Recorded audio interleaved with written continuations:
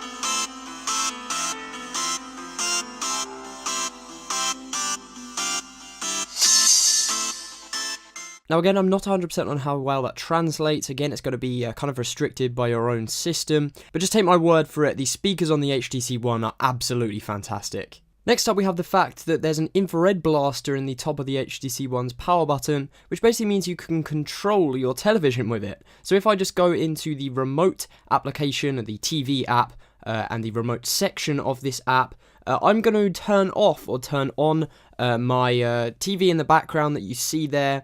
So you just set it up, it's a very simple process, and then you just you can press this off button that you see here after the screen that I stupidly thought turned it off, and then you just press that, and then you see as I press the off button, my TV turns off.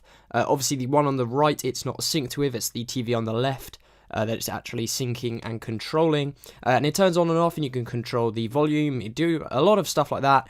Some people might call that a gimmick, but I've actually used it a few times and it's very useful. Another nice addition on the HTC One is the inclusion of Beats audio technology. Now this doesn't really mean too much, you know, Beats gets a lot of stick, but it's actually just improved audio for headphones and also just on the speakers as well. So when you play some music, for example, in the Play music store, whatever, basically it just includes the Beats audio, it switches the Beats audio on if you've got it enabled, and it just improves the sound of your music, and it's pretty much as simple as that. Next up, we have the weight of each phone. Now, the iPhone 5 is very light, and I'm not going to kind of go into the whole specifications of the lightness. It's very light. It feels to me personally bordering on cheap light. You don't really get a sense of substance.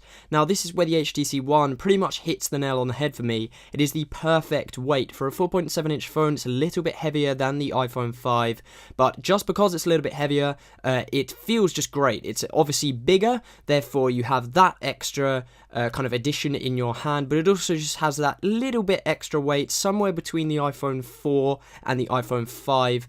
It's just really great, and the weight is pretty much perfect for me in a smartphone. Next is NFC compatibility in the HTC One. If you have any NFC tags lying around your house, you'll be able to use them with this phone, and also you do things such as mobile payments. All you have to do is just make sure that NFC is actually enabled within the settings, and then you'll be able to use these NFC tags or anything that's NFC compatible and do things such as dimming or brightening the screen and assign a lot of other tasks to your NFC tags. Next up we have speed of the actual phone itself, and the HTC One is a powerhouse with a Geekbench score of 2,991, and obviously benchmarks aren't everything. Real world experience is the most important, but if we switch over to the iPhone now, you'll see that it clocks in with a score of just 1,663. Now that's quite a good representation. Obviously iOS takes less power to run than Android, but the HTC One is incredibly smooth. The iPhone 5 definitely isn't slow, and it doesn't provide a bad user experience, but the HTC One really is catching up, especially with Android 4.2. Okay, so following on from that, and that actually transitions quite well, let's talk about OS customization. Android is an incredibly customizable operating system. I'm actually running Sense 5, but I'm using the Apex launcher, which essentially means that I can just control anything on my device. So I've got a battery widget on the home screen, you can change all of the widgets and stuff like that.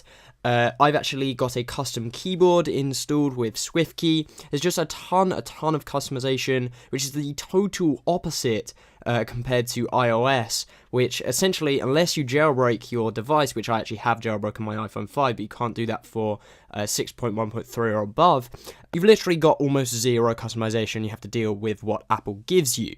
Next up we have app selection, and I'm including this because it's really a strength of iOS, but this is the fact that Android is no longer far behind in app selection. I rely on apps a lot of the time, and it's just interesting to see that I haven't been pretty much worried about any applications. The only two I'm missing is Tweetbot and the email client Mailbox, but I'm dealing with that. There are Gmail clients and stuff like that, which are all very, very good. So app selection is a really big plus now on the HTC One.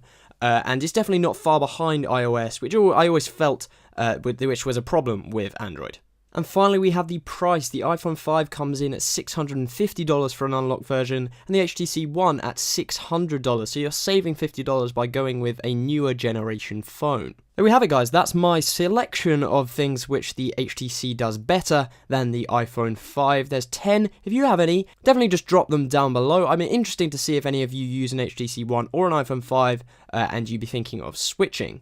Don't forget to follow Redmond Pie and all of our social links down below. Subscribe to the channel if you haven't done already, and I will catch you next time.